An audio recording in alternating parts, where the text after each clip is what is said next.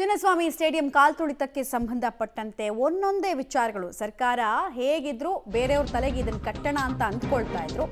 ಒಂದೊಂದೇ ವಿಚಾರಗಳು ಸರ್ಕಾರದ ಮಹಾ ಪ್ರಮಾದವನ್ನ ಎತ್ತಿ ಎತ್ತಿ ತೋರಿಸ್ತಾ ಇದೆ. ಸೂತಕದ ಮಧ್ಯೆ ಸಂಭ್ರಮಕ್ಕೆ ಸರ್ಕಾರ ಅವಕಾಶವನ್ನ ಮಾಡಿಕೊಡ್ತಾ ಹೆಣ ಮಲಗಿಸಿ ಅಲ್ಲಿ ಸೆಲೆಬ್ರೇಷನ್ಗೆ ಅವಕಾಶ ಮಾಡಿಕೊಟ್ರ ಅನ್ನೋದು ಸಿಂಪಲ್ ಆಗಿ ಕೇಳಬೇಕಾಗಿರೋ ಪ್ರಶ್ನೆ. 4 ಸಾವನ್ನಪ್ಪಿರೋ ಬಗ್ಗೆ ಹಿರಿಯ ಅಧಿಕಾರಿಗಳು ಮೊದಲೇ ಮಾಹಿತಿಯನ್ನ ಡಿಜಿ ಮತ್ತು ಐಜಿಪಿಗೆ ಕೊಟ್ಟಿದ್ರಂತೆ. ಪೊಲೀಸ್ ಕಮಿಷನರ್ ಡಿಜಿ ಐಜಿಪಿಗೆ ಕೊಟ್ಟಿದ್ರಂತೆ. ವಿಧಾನಸೌಧದ ಕಾರ್ಯಕ್ರಮಕ್ಕೂ ಮುಂಚೆನೆ, ಗ್ರ್ಯಾಂಡ್ ಸ್ಟೆಪ್ನ ಕಾರ್ಯಕ್ರಮಕ್ಕೂ ಮುಂಚೆನೆ ಆಟಗಾರರು ಹೋಟೆಲ್ ಅಲ್ಲಿ ಇದ್ದಾಗಲೇ ಹಿಂಗೊಂದು ಕಾಲ್ತುಳಿತ ಆಗಿದೆ, ಅಲ್ಲಿ 4 ಜನ ಮೃತಪಟ್ಟಿದ್ದಾರೆ ಅಂತ ಅಧಿಕಾರಿಗಳು ಡಿಜಿಐಜಿಪಿ ಗಮನಕ್ಕೆ ತಂದಿದ್ರಂತೆ. ಡಿಜಿಐಜಿಪಿ ಗಮನಕ್ಕೆ ಬಂದ ಮೇಲೆ ಅದು ನಂಬರ್ 1 ನಂಬರ್ 2 ನಾಯಕರ ಕಿವಿಗೆ ಬೀಳದೇ ಇರುತ್ತಾ, ಅದು ನಿಮ್ಮ ಅಂದಾಜಿಗೆ ಬಿಟ್ಬಿಡ್ತೀವಿ. ಡೀಟೇಲ್ಸ್ ಕೊಡ್ತಾರೆ ಉಮೇಶ್. ಈಗ ಯಾರೋ ಇನ್ಸ್ಪೆಕ್ಟರು ಅಥವಾ ಯಾರೋ ಅಡಿಷನಲ್ ಕಮಿಷನರ್ ಹೇಳಿದ್ದನ್ನು ನಾವು ಕೇಳಿಸ್ಕೊಂಡಿದ್ದಿದ್ರೆ ಪ್ರಾಬಬ್ಲಿ ಅವ್ರಿಗೆ ಆಕ್ಸೆಸಿಬಿಲಿಟಿ ಇರ್ತಿರ್ಲಿಲ್ಲ ನಂಬರ್ 1 ನಂಬರ್ 2 ನಾಯಕರಿಗೆ, ಹಿಂಗಾಗಿ ಸರ್ಕಾರದ ಕಿವಿಗೆ ಬಿದ್ದಿರ್ತಿರ್ಲಿಲ್ಲ ಅಂತ ಹೇಳ್ಬೋದು. ಆ ಅಧಿಕಾರಿಗಳು ಕಮಿಷನರ್ಗೆ ಹೇಳಿ, ಕಮಿಷನರ್ DGIGPಗೆ ಹೇಳಿ, ಆ ಇನ್ಫಾರ್ಮೇಷನ್ನು ರಾಜ್ಯದ ನಂಬರ್ 1 ನಂಬರ್ 2 ನಾಯಕರಿಗೆ ಹೋಗಿಲ್ಲ ಅಂತ ಹೇಳೋದು ಕಿವಿ ಮೇಲೆ ಹೂವು ಇಡುವಂತಹ ವಿಚಾರ ಅಷ್ಟೇ, ಇನ್ನೇನಿಲ್ಲ. ಯಾರ್ದು ತಗರಾಲೇನಿಲ್ಲ. ಈ ಸಾಮಾಜಿಕ ನ್ಯಾಯದ ಬಗ್ಗೆ ನಮ್ಮ ಪಕ್ಷದ ಕಳಕಳಿ ಏನಿದೆ ಅದಕ್ಕೆ ನಾವೆಲ್ಲ ಸಂಪೂರ್ಣವಾಗಿ ನಾವು ಒಪ್ಪಿದ್ದೇವೆ. ಆದರೆ ನಂಬರ್ ಬಗ್ಗೆ ಕೆಲವರು ನಮ್ಮದು ಜನಸಂಖ್ಯೆ ಕಡಿಮೆ ಇದೆ, ನಮ್ಮನ್ನು ಬಿಟ್ಟೋಗಿದ್ದಾರೆ, ನಮ್ಮನ್ನು ಮಾತಾಡಿಲ್ಲ ಅಂತ ಏನು ಹೇಳಿದ್ದಾರೆ, ಅದ್ರ ಬಗ್ಗೆ ನಾವು ಎಲ್ಲರಿಗೂ ಕೂಡ ಅವಕಾಶವನ್ನು ಮಾಡಿಕೊಡ್ಬೇಕು ಅಂತೇಳಿ ತೀರ್ಮಾನ ಮಾಡಿದ್ದೇವೆ. ಅದಕ್ಕೆ ನಾನು ಈ ಸಂದರ್ಭದಲ್ಲಿ ಎಲ್ಲ ಸಾರ್ವಜನಿಕರಿಗೆ, ಮಠಾಧೀಶರಿಗೆ, ಸಂಘ ಸಂಸ್ಥೆಯವರಿಗೆ, ಸಮಾಜದ ಮುಖಂಡಗಳಿಗೆ ಎಲ್ಲರೂ ಕೂಡ ನಾವು ಮನವಿ ಮಾಡ್ಕೊಳ್ತೇವೆ.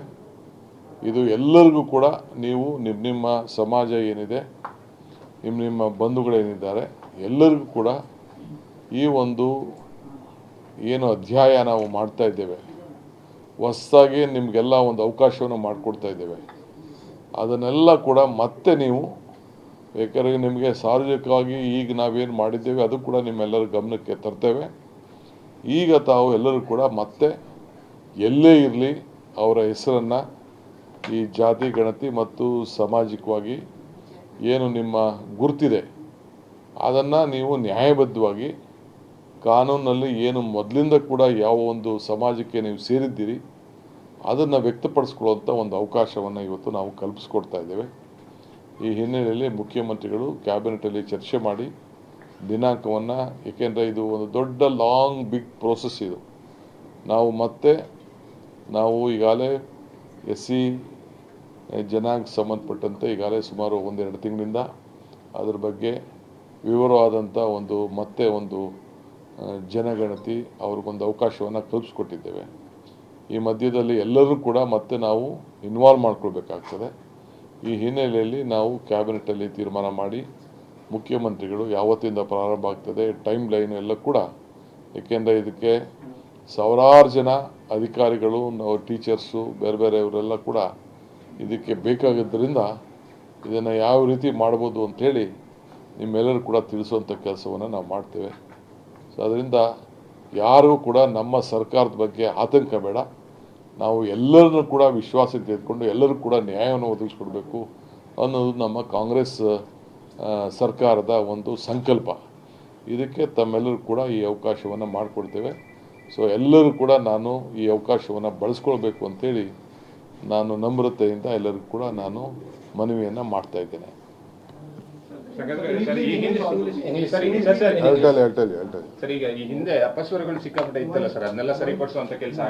ಖಂಡಿತ ಎಲ್ಲರ ಅಪಸ್ವರ ಯಾವ ದೇಶದಲ್ಲಿರಲಿ, ಯಾವ ರಾಜ್ಯದಲ್ಲಿರಲಿ, ಎಲ್ಲೇ ಇರಲಿ, ಎಲ್ಲರೂ ಕೂಡ ಆನ್ಲೈನಲ್ಲೂ ಕೂಡ ಅವರು ಎನ್ರೋಲ್ ಮಾಡ್ಕೊಳ್ಳೋಕೆ ಅವಕಾಶವನ್ನು ಮಾಡಿಕೊಡ್ತೇವೆ. ಇವನ್ ಆನ್ಲೈನ್ ಎಲ್ಲರೂ ಕೂಡ ಎಲ್ಲೇ ಹೊರಗಡೆ ಇರಲಿ, ಅವರು ಮನೇಲೆಲ್ಲ ಕೆಲಸಕ್ಕೆ ಹೋಗಿರಲಿ, ಬೇರೆ ಕಡೆ ಇರಲಿ, ಎಲ್ಲರೂ ಕೂಡ ಮನೆಗೆ ಬಂದಾಗ ಕೂಡ ಅವರು ತಿಳಿಸ್ಬೋದು, ಮಾಹಿತಿ ಕೊಡ್ಬೋದು, ಆನ್ಲೈನಲ್ಲೂ ಕೂಡ ಕೊಡ್ಬೋದು. ಆ ರೀತಿ ಒಂದು ಅವಕಾಶವನ್ನು ನಾವು ಮಾಡಿಕೊಡ್ತೇವೆ. ಪಕ್ಕಾ ವಿಶ್ವಾಸ ಇದೆ ಸರ್, ಯಾಕಂದ್ರೆ ಕಳೆದ ಬಾರಿ ನಿಮ್ಮ ಇರತಕ್ಕಂಥ ಸಚಿವರೇ ಕೆಲವೊಬ್ರು ಬಹಿರಂಗವಾಗಿ ಹೇಳಿದ್ರು, ಕೆಲವೊಬ್ರು ಬಹಿರಂಗವಾಗಿ ಹೇಳೋಕೆ ಸ್ವಲ್ಪ ಹಿಂದೇಟನ್ನ ಹಾಕಿದ್ರು. ಇದೇ ಈಗ ವಿಚಾರವಾಗಿ ಹೇಳ್ದೆ ಜಾತಿಗಣತಿ ಈಗ ವಿಚಾರವಾಗಿ ನಿಮ್ ಸಚಿವರುಗಳ ಮಧ್ಯೆನೇ ಒಂದು ರೀತಿಯಲ್ಲಿ ಮಾತುಕತೆ ಜೋರಾಗಿ ಜಗಳ ನೋಡಿ, ಬರ್ತಾ ನಾವು ಮುಕ್ತವಾಗಿ ಎಲ್ಲರಿಗೂ ಅವಕಾಶ ಕೊಟ್ಟಿದ್ದು. ಮುಖ್ಯಮಂತ್ರಿಗಳು ಹೇಳಿಲ್ವಾ, ಕೆಲವು ಅಪಸ್ವರಗಳು ಬಂದಿರೋದ್ರಿಂದ ಎಲ್ಲರಿಗೂ ಅವಕಾಶ ಮಾಡಿಕೊಡ್ತೀವಿ ಅಂತ ಮುಖ್ಯಮಂತ್ರಿಗಳೇ ನಿಮ್ಮ ಹತ್ರ ತಿಳಿಸಿದ್ದಾರೆ. ಇದಕ್ಕಿಂತ ಇನ್ನೇನು ಬೇಕು? So today we had a meeting, our ACC president, our leader of the opposition, Shri Rahul ji, and our 2 general secretaries. Okay, D K Shivakumar ಅವರು ಹೇಳ್ತಾ ಇದ್ದಾರೆ ರಾಜ್ಯದಲ್ಲಿ ಮತ್ತೊಮ್ಮೆ ಜಾತಿ ಗಣತಿಯನ್ನ ಮಾಡಲಾಗತ್ತಂತೆ, ಮರು ಸಮೀಕ್ಷೆ ಬೇಸಿಕಲಿ. ಯಾಕಂದ್ರೆ ಹಿಂದೆ ಇದ್ದಂತಹ ಜಾತಿ ಗಣತಿ ವರದಿ ಬಗ್ಗೆ ಹಲವರಿಗೆ ಅಪಸ್ವರ ಇತ್ತು. ಮೇಜರ್ಲಿ ಒಕ್ಕಲಿಗ ಮತ್ತು ವೀರಶೈವ ಲಿಂಗಾಯತ ಸಮುದಾಯಕ್ಕೆ ನಮ್ಮ ನಂಬರ್ಸ್ ಅನ್ನು ಕಡಿಮೆ ತೋರಿಸಿದ್ದಾರೆ ಅನ್ನೋ ಆಕ್ಷೇಪ ಇತ್ತು. ಹೀಗಾಗಿ ಹೈಕಮಾಂಡ್ ಹತ್ರ ಇದನ್ನು ಚರ್ಚೆ ಮಾಡಿದಾಗ ಹೊಸದಾಗಿ ನೀವು ಸ್ಟಾರ್ಟ್ ಮಾಡಿ ಅಂತ ಹೇಳಿದಾರಂತೆ. ಅದ್ರದ್ದು ಪ್ಲಾನ್ ಹೆಂಗೆ, ಎಷ್ಟು ದಿನದೊಳಗಡೆ ಮಾಡ್ತಾರೆ, ಎಷ್ಟು ಅಧಿಕಾರಿಗಳನ್ನು ಬಳಸ್ಕೊಳ್ತಾರೆ ಗೊತ್ತಿಲ್ಲ. ಆದ್ರೆ ಇದನ್ನ ಮೇಲ್ನೋಟಕ್ಕೆ ನೋಡ್ತಾ ಇದ್ರೆ ಡೈವರ್ಷನ್ ಟ್ಯಾಕ್ಟಿಕ್ಸ್ ಆಗಿ ಗೊತ್ತಿಲ್ಲ.